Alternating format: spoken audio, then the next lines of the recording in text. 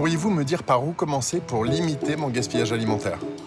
Aujourd'hui, en France, les biodéchets représentent encore un tiers des déchets non triés, parmi lesquels on comptabilise 25 kg par an et par habitant de denrées consommables, dont 7 kg encore emballés, qui finissent dans les poubelles, ce qui représente en tout 100 € gaspillés par an et par personne.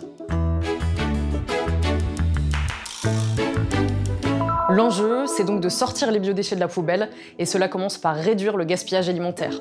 Voici donc quelques habitudes qui peuvent vous permettre de le réduire le plus possible.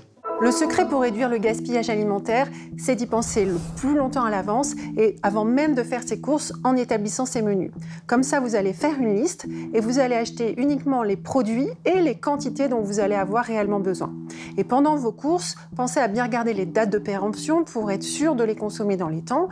Alors pour rappel, l'indication « à consommer jusqu'au » donne la date à ne pas dépasser parce qu'il y a un risque pour la santé. Et celle « à consommer de préférence avant le » elle indique un dépassement qui est possible, mais avec des qualités gustatives, nutritionnelles un peu moindres. Et enfin, vous choisissez les formats de produits les plus adaptés à votre situation familiale. À la maison, il est important de bien conserver vos aliments. Remettez rapidement les aliments au frais en mettant devant ceux à consommer au plus vite. Et lorsque vous passez en cuisine, pour éviter les restes en fin de repas, ajustez bien les portions en utilisant les verres doseurs. Ça, c'est vraiment très efficace.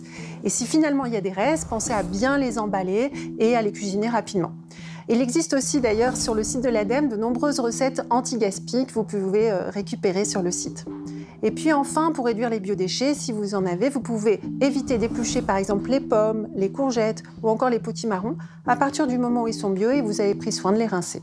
Et pour les déchets alimentaires que vous ne pouvez pas éviter, comme le marc de café, direction le compost. Voilà, vous savez tout ou presque tout pour réduire le gaspillage alimentaire.